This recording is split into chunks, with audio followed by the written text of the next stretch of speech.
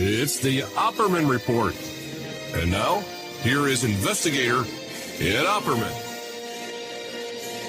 Okay, welcome to the Opperman Report. I'm your host, private investigator Ed Opperman. You can find me at Opperman Investigations and Digital Forensic Consultant, or you can go to my website, emailrevealer.com. But if you need to get a hold of me, you can just contact me, oppermaninvestigations@gmail.com. Now, if you like the show and you don't catch it every night, if you go to Patreon, Opperman Report Patreon, all the shows you hear Monday to Friday on AM/FM radio, you can find there at Patreon. Plus, that's some exclusive content. You can find all the ads cut out, commercial free. If you like, once again, the archives are free at Spreaker.com. There's a chat room. I do a live show there every Friday night, exclusive. And there's you get an email notification when I upload new content. And I do play repeats every single night, so you get a lot of content over there for free. Now, our guest today, Richard Kerr, coming to us from Texas. If you go to Spreaker.com and look through the archives, I've done several previous interviews with Richard Kerr. And he's got a very compelling story. He grew up in Ireland in an orphanage, a Kerr school for boys, where there was a lot of tragic abuse of these children in this, so should be taken care of. Instead, they were exploited and trafficked. Mr. Kerr, in particular, was trafficked by Roy Cohn, the notorious New York attorney, who at one point was the attorney for President Donald Trump. So, Richard Kerr, are you there? I am, and it's good to hear you again, Ed. Yeah, it's always good to have you back. Remind the audience, though, who is Richard Kerr? I'm Richard Kerr. I was born in Belfast, the north of Ireland. That was under the jurisdiction of the United Kingdom. And I was born there in 1961. And 1966, I was transferred to an orphan, the first orphan for the age group I was in. I was 5, and the name of that facility was Williamson House. How was your treatment at that facility? Would you say that again, please? How was your treatment at that facility?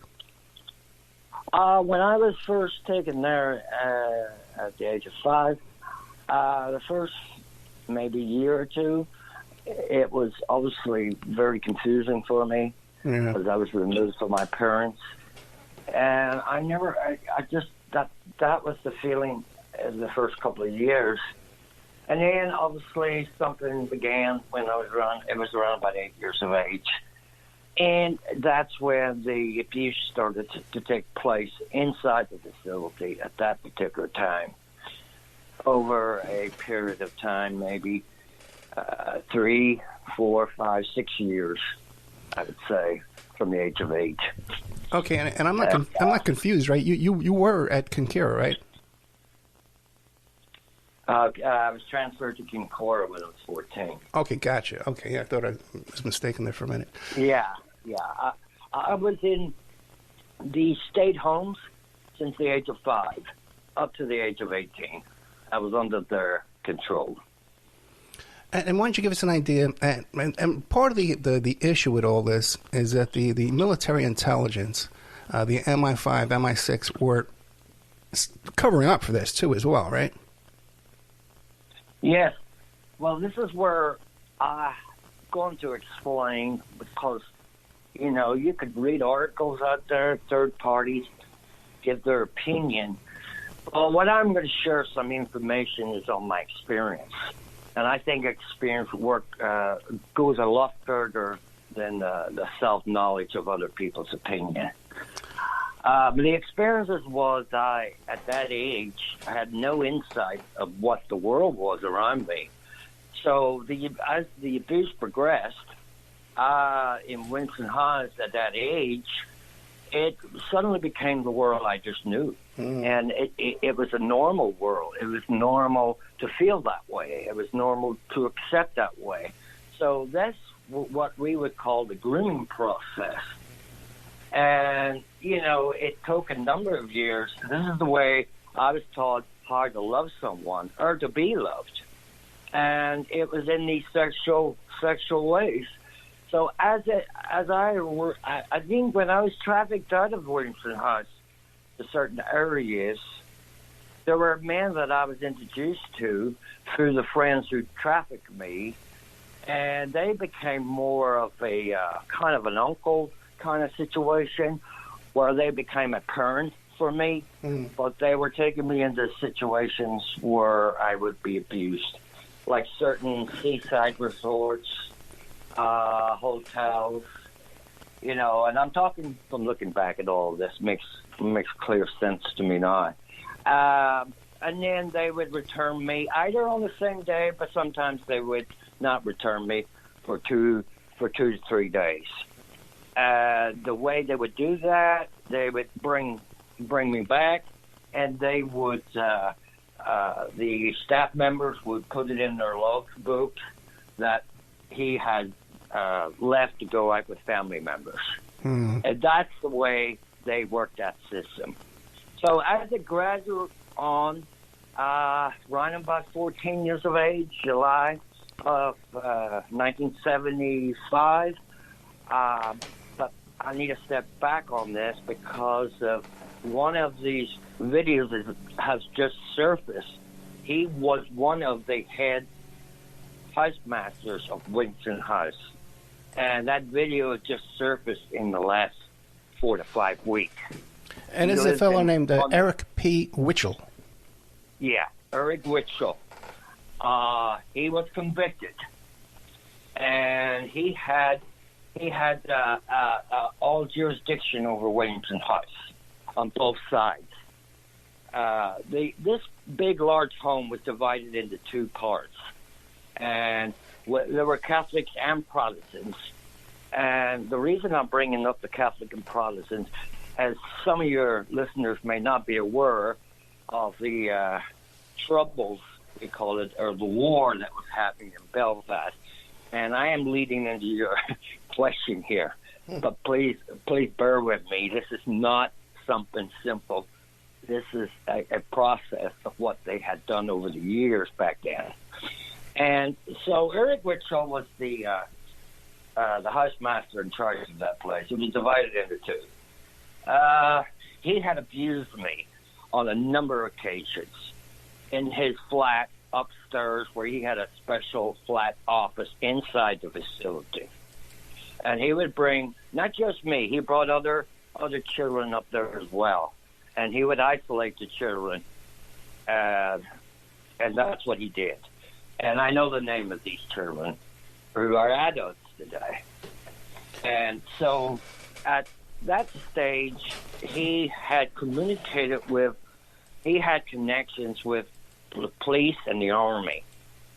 Okay?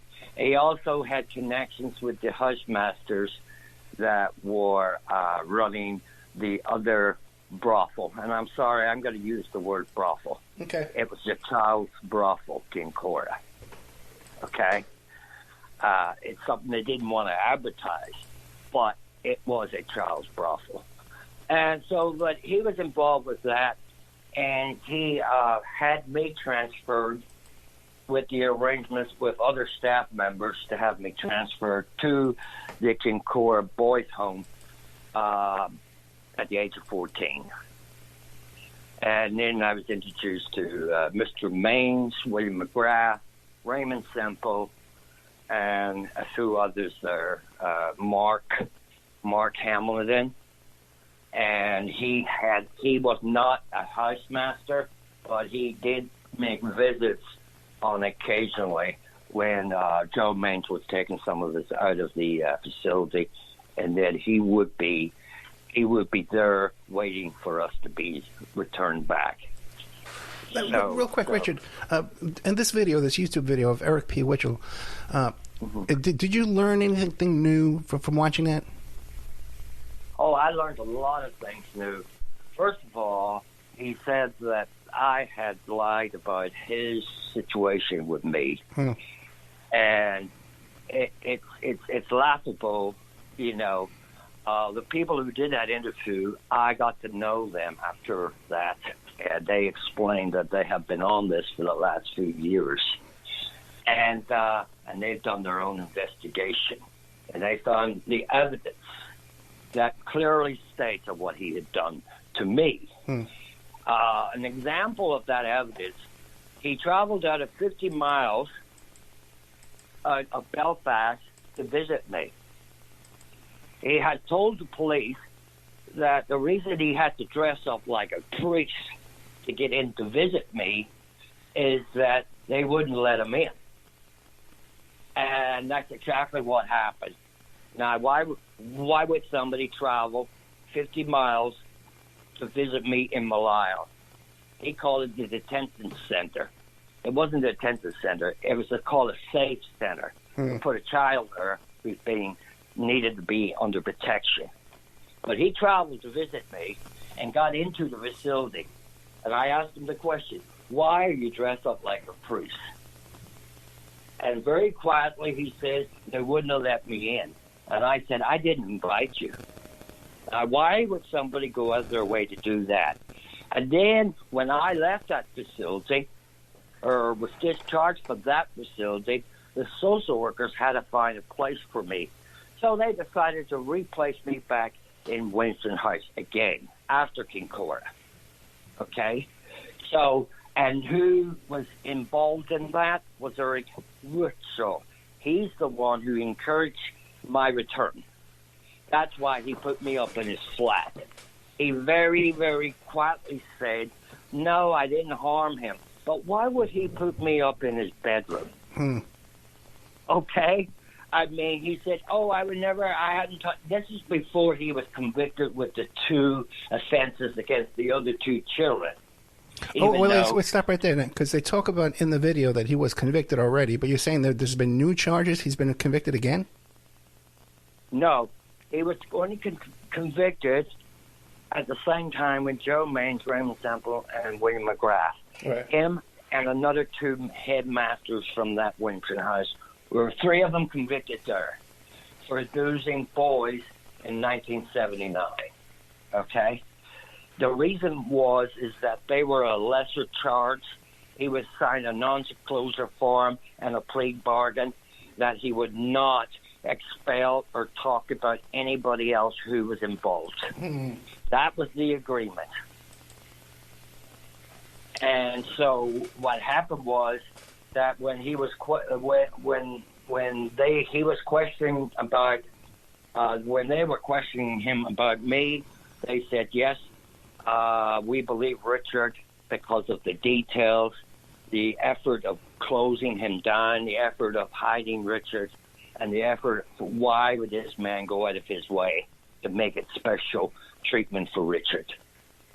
And the fact is that they knew about the Liverpool connection, the trafficking. Right. And he said he had nothing to do with churches or anything else. But if you go deeper into this, you could see that he was a monk, M-O-N-K. He came from a church. He said he just walked the streets of Belfast and was offered a job working in Winston House. Very odd for somebody to say that they've never been involved in a church, but the church in Liverpool put him up in their flat where they would rent those flats out outside the church. Because how do I know that? He bought me there. That's how I know that. I know about his flat in Liverpool. I know everything while I was under the social services. Okay? So there again, there was a cover-up. They never wanted to expose the Winston House experiences because then it would have led back to the beginning and how this all took place. So it would have widened the inquiry. Their goal was to not widen the inquiry, was to narrow the inquiry. It's like what we were listening to in the court with Maxwell and Thing. Right. What they're very good it's a wider picture. But their goal is the courts and the judges and everybody else is to narrow it down, blacken it out. You know, like you see black lines on a report, that's how they proceed with their court trials. And that's because they don't want that out. sensitive. It's called sensitive information, but it's not sensitive information regarding the victims. It's sensitive information regarding the government. Now, Richard, wasn't there an investigation recently, and they concluded in a report that the case was mishandled and there was intelligence factors causing suppression of the information? Yeah, there was an HIA report. There was an inquiry set up back then. The last one, there was actually 3 reports, 3 inquiries into Concora. Okay? The first 2 inquiries into Concora is that when they discover that Richard's out of the country, we can start opening an inquiry. We can start saying this and that. He's no longer run.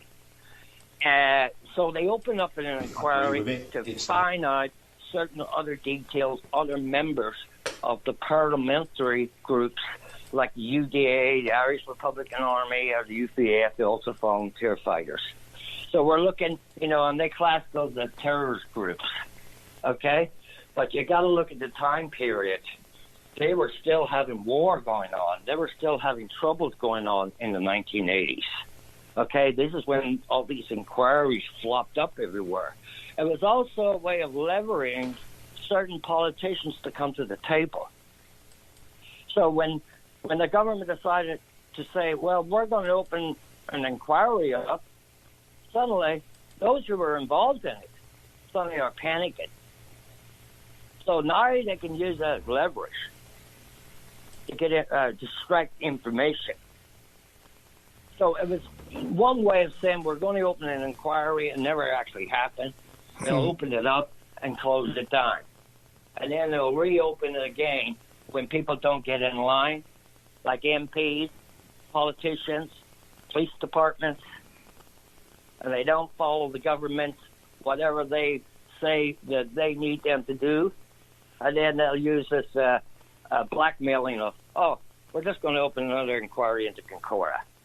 And Richard, people shouldn't think this is so far-fetched because one of the MPs, I believe it was an MP, Colin Wallace? Colin Wallace was the Towson Army psychological, working in the psychological warfare. And he tried to report this stuff and expose this stuff, and what happened to him? Well, Mr. Wallace was in Ireland at the time, the North. I believe he entered there in 1970, 73, 74. And then he had stumbled on an investigation that on the news media that he was investigating certain members of the Orange Order were visiting Concora. And basically what happened was he stumbled on it. He wasn't looking for it, but he stumbled on it through those who were being investigated for terrorist acts. Right, and this Orange Order, that was there's a militant Protestants. Richard, the Orange Order were militant Protestants? Yes. Right. Yes. Yes. And because of the graphic of the locations, so that's how Colin Wallace stumbled on it. So, but under his clause, under his codes, he cannot revolve any information directly because of the signing of those legal documents, the Secret Act. Right. And so he tried to leak it out to certain newspapers. And that's how he was trying to peel this onion. He was trying to drip it out to some degree. He got contact with other people that were involved who knew about this as well, and they were also trying to leak this out. And then eventually, when he was, okay, we got to back up here, Ed. Well, I don't want to spend too much time on Colin Wallace, but ultimately he was framed for a murder, imprisoned for many years, just recently was exonerated, got out, and he's right back in the fight. Yes. What happened, I need to explain the facts. They had an operation going that was called the Pimpico operation in Concora. I know of this. And what happened was it was set up in the just around about the 70s because the war broke out in 69. And the start of that war was through Bernadette Devlin. Okay? So they brought the army in. The Catholics demanded that they wanted the army in. So when they wanted the army in, things turned the opposite direction. You remember we all clapped our hands, they all clapped our hands in Iraq and say, oh, the U.S. Army's here. Great. Ha, ha, ha. You remember that? Oh, I remember and that. what happened a year later? Yeah. Okay? You had bombs going all over the place. You're walking down the street, you didn't know what was happening. Okay? It was called a surprise attack. They trained us in these areas, you know. So, anyway, they set up an operation, called the Pimpico operation. It was between 1970 to 75. When Colin Wallace was leaking out the information on some of this, he had his superiors caught on to it, and then MI5 was also informed of it, and then they tried to attack his character ability, and so they removed, and then he was removed out of Northern Ireland. Okay, so what's important here? 75.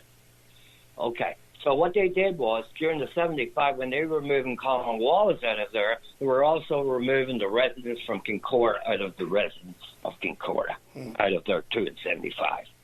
They left one or two of them, and I don't think they left one or two of them. They were just the first two that were new into this. And then that's when I was transferred. So they redid it again. They reset the operation, but this time they learned how to fix things. You know, they had fixers in there. So that is the point I'm making, is that they got rid of Colin, and then as they were doing their operations in 75, they were sending us out to certain locations and certain orange orders, members of the politicians, and it was just it was a rerun of what happened with me in Williamson Heights. Right, because Richard, it wasn't just a matter of these men taking advantage for their own pleasure. There was also blackmail operations going on. Yes, right. yes, and that's what I want to put. I've gotten over what happened to me. Well, I never get over it, but I've dealt with it, okay? And the point is the motivation behind it. People would say, well, you know, they like to have sex with cheerleaders. Yes, I understand. We have that problem in the world today. I know that. But this was not their motivation. The fixers, I call them, the puppet masters, okay? They were the ones who were organizing it. And that's why they had these Peter Fear, some of them, on their payroll. We haven't gotten into the money yet. But maybe... Go ahead. Do you have another question? So that's what happened. That's the second operation. That's what happened with Colin Wallace. And then, as the last inquiry was going into process, they wanted to lock Colin away. So they stuck a body in the back of his car, accused him of murder, and tried to set him up. And he's not just the only one on their hit list. There's others that I can name. And I haven't, you know, there's others that you know about, yes, but there's other names that you don't know about. Richard, let me ask you this, because we're about halfway in as far as time goes, and you wanted to talk about some new court cases going on. What's going on in the court now? Yes, I've got a high court case. I have been battling with this case for 8 years, okay? The problem with this case is I am being blocked every way you can. Lawyers are trying to get motions in, and the defense is given free pass in every area. And so I'm having to look at this in a more, I'm having to look at the whole system is over there is corrupt. the problem we have over there, Ed, is that the lawyers are being paid to some degree by the government bodies who they're suing. Does this make sense? Plus, they say the physical war is over, but the political war is not over. And this is what's happening, is that we're looking more into it. Is Richard being used as a political weapon more than trying to get him justice?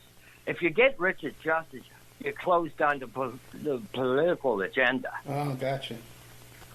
You're getting the point here, you right? Yeah. Why do you think I have so much of those journalists contacting me who are working? And let me give you also, we'll get into the Roy character, okay? Roy Cohn. I'm jumping here, but there are, 40 years of this. It's hard to squeeze it in one little box. Please understand that, Ed. No, you're fine. The Roy character. Now, you and I had talked about Roy the last time, but I don't believe I mentioned Nick Robinson, did I? No, I don't know who that is. Who is that? International CNN. Who is it? Nick Robinson, the journalist from CNN, International CNN. I'm Nick not Robinson? familiar. I'm not familiar with him, no. No, I didn't mention it. He flew to New York. He's from London. And then he flew to Dallas regarding Roy. And he's the guy who goes to wars with a hat on and does journalists. It's called, he works for International CNN. Okay. Okay? All right? His name is Nick Robinson. Okay? He flew to Dallas to do an interview with me. Okay. And to be proven in that, I got his personal private number. If you ever want it, I'll let you know it. The point is that my counselor, Stuart Couch, who is has been involved in my case for the last 9 to 10 years, helping on the other side of this thing. He was there. He also interviewed him. Stuart Couch. They did a camera shot. They did recordings, everything else. So they go back, and this was done about 6 years ago. And they go back to London, because that's where their station is based out of. And then, believe it or not, the government got to them and said no. And they also interviewed Colin Wallace, Nick Robinson did. Okay? And so what Nick told me, he said, I did some investigation into your case, Richard. We also found another situation like yours was done, who was living in Ireland and was transferred to Australia. I said, really? He said, yes. This is not the first time that we have come across something like this to be used in a war for propaganda. But they never aired that. They never aired the Roy Cohn video. What they did was, we're not going to air it right now, but we're going to hold on to it, and we'll let you know when to air it. It hasn't been aired yet. Okay? So talking to you was not the first time talking to someone about that person. That person was connected to Fred Ferguson.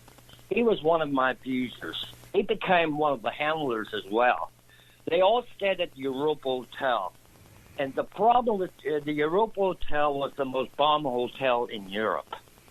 I was taken there before I was given a job there. I knew the manager because the manager, the Harper Brown, the general manager of the Europa Hotel, knew these characters. Okay? And that's how I was given the job there. And my assignment role was, you are to be in the front, and whoever comes in, take their information, go to the bar area, and find out more about them, and then provide it back to us. And that's what happened. And that's how I was introduced to Roy. Okay? Because he was in the bar area. He was with someone. I don't know who that person was. He just smiled, but he never said a name. Okay? I knew Roy because at that particular time, Mr. Ferguson says, this is Roy, one of the famous American lawyers. That's the title that I was told. And the reason I could understand that, because they didn't speak my language. They didn't have an Irish accent. They had an American accent. Okay, so I was convinced because of the accent. All right? And then what happened later on, the arrangements and everything else, that they had some situation going on in New York City, and then I was taken out there one time for a visit, and I have a picture of me standing outside Wall Street with one of their characters, and I've never put that picture out. So it's there outside the law office. Okay? So, certain things I do have evidence on. And Richard, let me ask you this real quick. Have you ever tried to contact that CNN reporter, that Nick Robeson, and ask him, hey, how come it didn't air? I haven't yet. No, Stuart Couch, my counselor, by the way, who flew with me to London, who was involved in doing Channel 4 when they came over here twice, and the BBC, when they came over here twice. Now, why would they keep coming back, Ed? All right? So what happened was, answering your question, Stuart made contact with him, and he just responded. Stuart made contact with him, says, the context that we've given you, you do not put that out without our permission. If you're going to hold on to it, let us know. If you decide to put that out, let us know. And that was our last contact. Okay. Now, you said to me before the interview that you wanted to clear up a lot of misconceptions, a lot of mistakes and confusion about this case. Yes, there's a lot. Ed, take your time. Take your time. Go ahead. Start with the first one. The first one is this: when they opened up that operation and reset it up again, there's a confusion that a lot of the abuse just took place inside the facility of Kincora. But if there may have been a few incidents that took place inside the facility, because yes, I am aware of those incidents. But their operation was not based on entrapping people to go into Kincora, because they couldn't. I know from my experience, this would not have been foolproof. Because if you entrap one person, that person's going to tell someone else not to go. Gotcha. So you follow what I'm saying? Yeah, sure. It doesn't take a rocket science to figure this out. So what they were doing was, to clear some matters up, they were using the word boy. And then they would label the boy, but not the names. Right. And they would put S on the name of the boy. I'll give you an example, because this can be proven if you're looking for it, okay? They said, we talked to one of the boys from the Springfield Road area, right? And then they said, we talked to one of the boys from this particular area, okay? No, it's the same boy. The boy from the Springfield Road is me. The boy from Winston House is me, and the boy from Kincora is me. But they want you to read it and see it as more of a confusion, a scatter. So you'll be scratching your head going, oh, wait a minute, Richard says this, Richard says that. Oh, I can't figure that out. The reason they titled me the Springfield Road Boy is because their organization, one of their Laffy House, I call it, up there, were located next to the barricades of the army in the Catholic area. And some of their army captains was entrapped in one of his residences while he took me there. And the police got to know about it because that's how they couldn't have titled me the Springfield Road Boy unless the incident happened on the Springfield Road. Okay? But they didn't realize I was being controlled by the postmasters in Kincora when that happened. And then they talked about a 15-year-old boy was found in a hotel in Lawrence. Unfortunately, that 15-year-old boy who was being investigated by Detective Scully was me. I was a 15-year-old boy. Okay? So they like to use the Freud smarties out there, and you're trying to figure out what colors they are. That's what they were doing. The whole scandal was based on Stephen's death in me. Everything you read, you suddenly narrow it down to who, and then you get to the point, who really got abused here? How many boys were affected by this? And that's why they went on the process of hiding the truth. And it's called...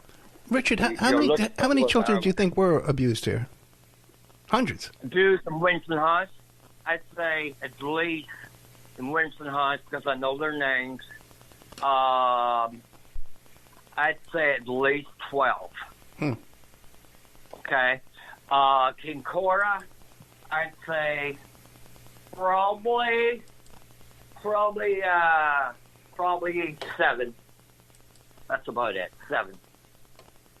4 of them were affected by William McGrath inside Kincora, and us 3 were the ones who were being trafficked outside of Kincora and the country.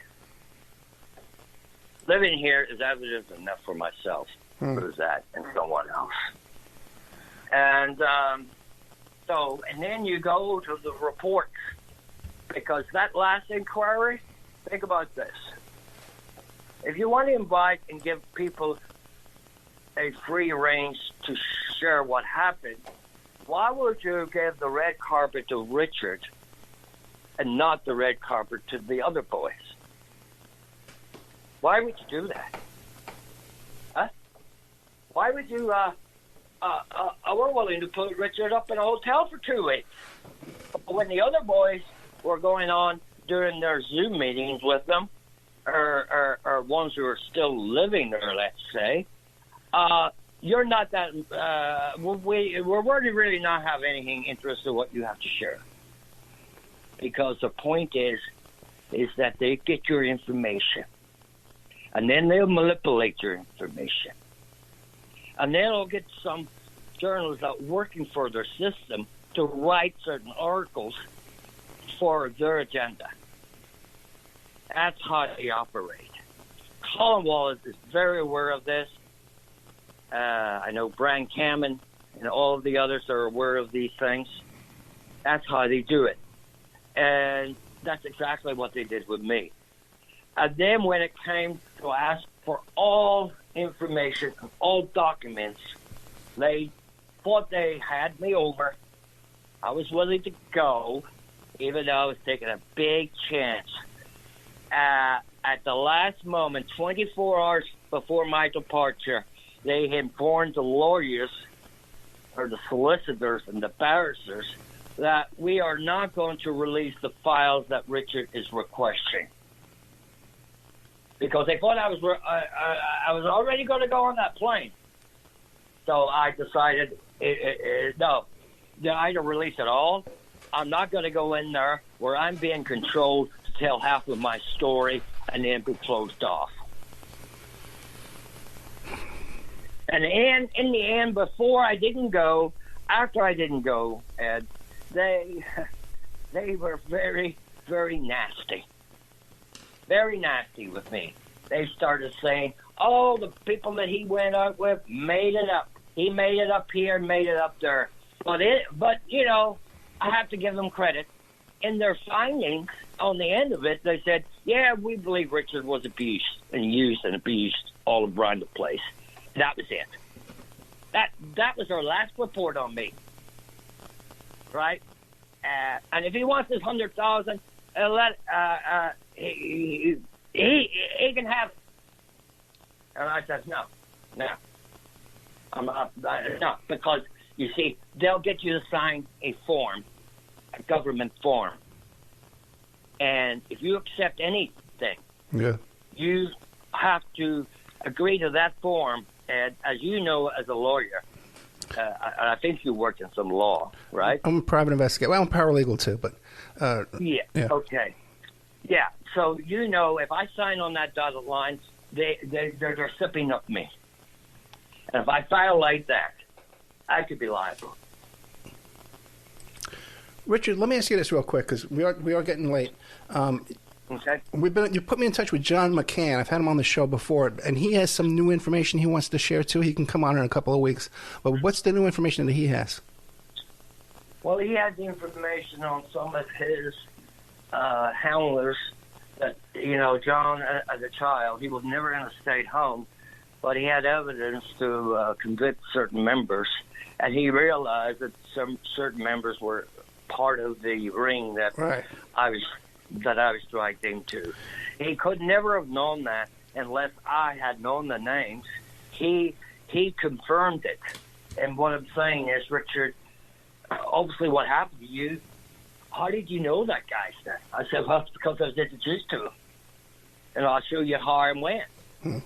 So I think there's certain other information that he wants to come out about certain lawyers in Belfast, by the way, who are appearing as if they're on your side, and we're finding out more and more details that, no, they're working for them, okay?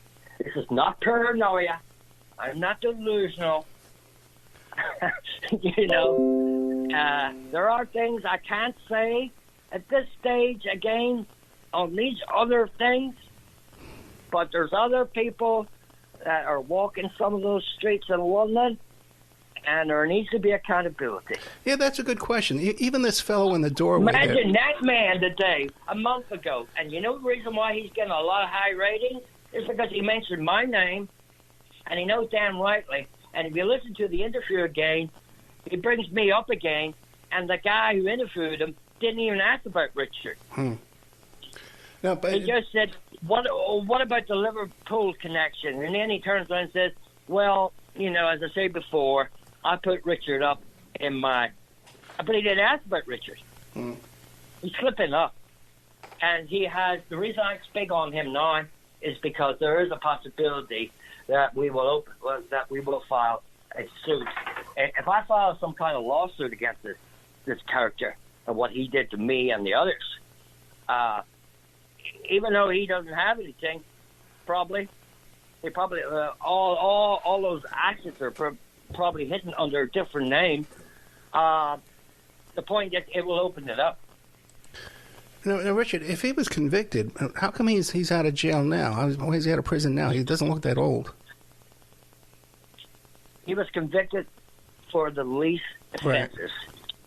And they do that because if they can charge someone with a person who has no information, very little information, who only can share on a norm of the abuse or the harm they had, then they will use that as a way where no one can exploit or find out more information. So he was charged with a very small offenses. And they even put the year when those charges were there because they want to take the real stuff, what's going on, out of the picture of the inquiry.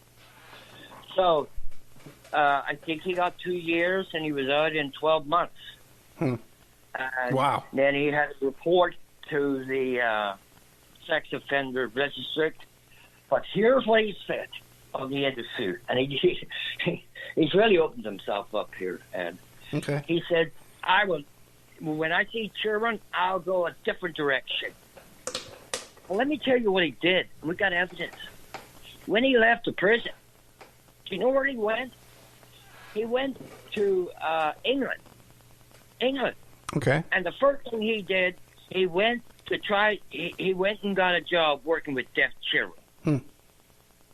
Said, "Oh, I'll never see any deaf children," and that's in the records.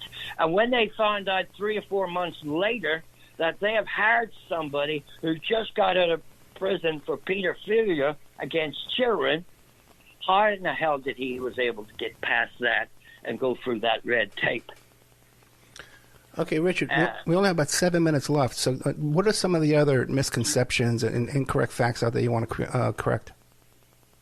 Well, as I say, I want some accountability on this. I'm trying. It's gotten to a point where I may have to speak now more than trying to wait for courts over there to do what they're supposed to do, and are being controlled by the government. So that's what I'm just trying to say, is that there's an enormous attempt to muddy the waters, and where people are complacent. But they need to just look into this. This is bigger. I know what they did was wrong to me. I put that aside.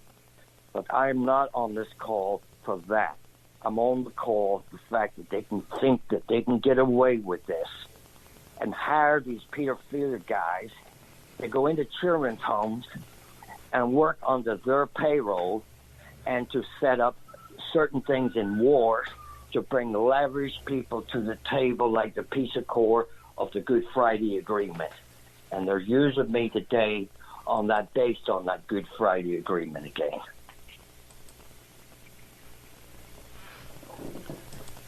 Are there any other? Yeah, I'm here. Any other misconceptions or inaccuracies you want to correct? No, that's all I'm going to say at this moment.